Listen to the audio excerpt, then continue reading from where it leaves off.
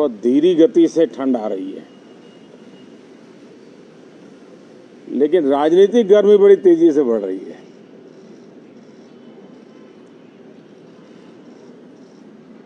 कल ही 4 राज्यों के चुनाव नतीजे आए हैं। बहुत ही उत्साहवर्धक परिणाम है। ये उनके लिए उत्साहवर्धक है जो देश के सामान्य मानवी के कल्याण के लिए कमिटेड है,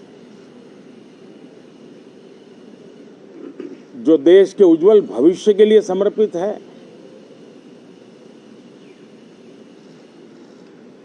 विशेषकर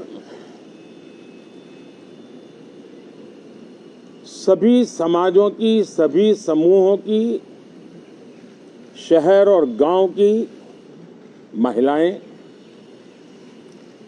सभी समाज के, सभी समूह के, गांव और शहर के युवा, हर समुदाय के, समाज के किसान और मेरे देश के गरीब, ये 4 ऐसी महत्वपूर्ण जातियां हैं जिनका एम्पावरमेंट, उनके भविष्य को सुनिश्चित करने वाली ठोस योजनाएं और लास्ट माइल डिलीवरी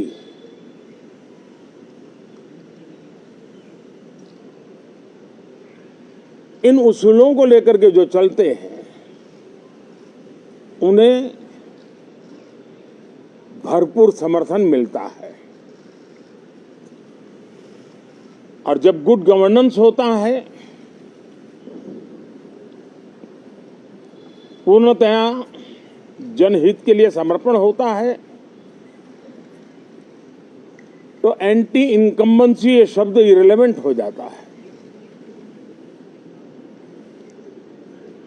और हम लगातार ये देख रहे हैं, कोई इसको प्रो इनकम्बेंसी कहे, कोई इसे गुड गवर्नेंस कहे, कोई इसे ट्रांसपेरेंसी कहे, कोई उसे राष्ट्रहित की, जनहित की ठोस योजनाएं कहें, लेकिन ये लगातार अनुभव आ रहा है। और इतने उत्तम जनादेश के बाद आज हम संसद के इस नए मंदिर में मिल रहे हैं। इस संसद भवन के नए परिसर का उद्घाटन हुआ, तब तो एक छोटा सा सत्र था, ऐतिहासिक निर्णय हुआ था, लेकिन इस बार लंबे समय तक इस सदन में कार्य करने का अवसर मिलेगा। नया सदन है, छोटी मोटी अभी भी शायद व्यवस्थाओं में कुछ कमियां महसूस हो सकती हैं। जब लगातार काम चलेगा, सांसदों और विजिटर्स को भी, मीडिया के लोगों को भी ध्यान में आएगा कि इसको जरा अगर ठीक कर लिया जाए तो अच्छा होगा। और मुझे विश्वास है कि आदरणीय उपराष्ट्रपति जी और आदरणीय स्पीकर महोदय के नेतृत्व में उन चीज़ों की तरफ पूरी तरह निगरानी है। और आपसे भी मैं कहूँगा, कोई चीज़ ऐसी छोटी मोटी आपके ध्यान में आए तो ज़रूर आप ध्यान आकर्षित करना, क्योंकि ये चीज़ें जब बनती हैं तो आवश्यकता के अनुसार बदलाव की भी ज़रूरत होती है। देश ने नकारात्मकता को नकारा है। मैं लगातार सत्र के प्रारंभ में विपक्ष के साथियों के साथ हमारा विचार विमर्श होता है, हमारी मेन टीम उनसे चर्चा करती है। मिलकर के भी सबके सहयोग के लिए हम हमेशा प्रार्थना करते हैं, आग्रह करते हैं। इस बार भी इस प्रकार की सारी प्रक्रियाएं कर ली गई हैं और आपके माध्यम से भी मैं सार्वजनिक रूप से हमेशा हमारे सभी सांसदों से आग्रह करता हूं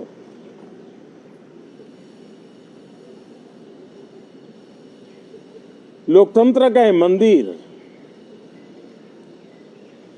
जन आकांक्षाओं के लिए विकसित भारत की नींव को अधिक मजबूत बनाने के लिए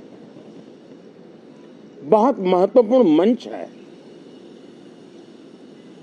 मैं सभी माननीय सांसदों से आग्रह कर रहा हूं कि वो ज्यादा से ज्यादा तैयारी करके आएं। सदन में जो भी बिल रखे जाए उस पर गहन चर्चा हो, उत्तम से उत्तम सुझाव आए और उन सुझावों के द्वारा, क्योंकि जब एक सांसद सुझाव देता है तो जमीनी अनुभव का उसमें बहुत ही उत्तम तत्व होता है, लेकिन अगर चर्चा ही नहीं होती है तो देश उससे मिस करता है उन चीजों को। और इसलिए मैं फिर से आग्रह करता हूं, और अगर मैं वर्तमान चुनाव नतीजों के आधार पर कहूं तो जो विपक्ष में बैठे हुए साथी हैं, ये उनके लिए गोल्डन अपॉर्चुनिटी है। इस सत्र में पराजय का गुस्सा निकालने की योजना बनाने के बजाय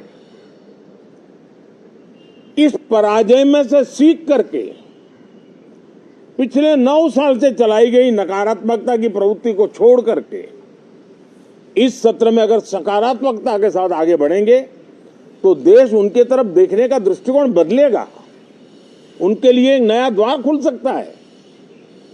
और वो विपक्ष में है तो भी उनको एक अच्छी एडवाइस दे रहा हूं कि आइए, सकारात्मक विचार लेकर के आइए। अगर हम 10 कदम चलते तो आप 12 कदम करके फैसला लेकर के आइए। हर किसी का भविष्य उज्जवल है, निराश होने की जरूरत नहीं है, लेकिन कृपा करके बाहर के पराजय का गुस्सा सदन में मत उतारना। हताशा, निराशा होगी, आपके साथियों को आपका दम दिखाने के लिए कुछ न कुछ करना भी पड़ेगा, लेकिन कम से कम लोकतंत्र के इस मंदिर को वो मंच मत बनाइए। और अभी भी मैं कहता हूं, मैं मेरे लंबे अनुभव के आधार पर कहता हूं कि थोड़ा सा अपना रुख बदलिए, विरोध के लिए विरोध का तरीका छोड़िए, देश हित में सकारात्मक चीजों का साथ दीजिए, अच्छी उसमें जो कमियां हो उसकी डिबेट कीजिए। आप देखिए देश के मन में आज जो ऐसी कुछ बातों पर नफरत पैदा हो रही है, हो सकता है वो मोहब्बत में बदल जाए, तो मौका है, ये मौका जाने मत दीजिए। और इसलिए हर बार मैं करबद्ध प्रार्थना करता रहा हूं कि सदन में सहयोग दीजिए। आज मैं राजनीतिक दृष्टिकोण से भी कहना चाहता हूं कि आपका भी भला इसमें है कि आप देश को सकारात्मकता का संदेश दें, आपकी छवि नफरत की और नकारात्मकता की बने, वो लोकतंत्र के लिए अच्छा नहीं है। लोकतंत्र में विपक्ष भी इतना ही महत्वपूर्ण है, उतना ही मूल्यवान है और उतना ही सामर्थ्यवान भी होना चाहिए। और लोकतंत्र की भलाई के लिए मैं फिर से एक बार अपनी ये भावना को प्रकट करता हूं। 2047 अब देश विकसित होने के लक्ष्य में लंबा इंतजार करना नहीं चाहता। समाज के हर वर्ग में यह भाव पैदा हुआ है कि बस आगे बढ़ना है।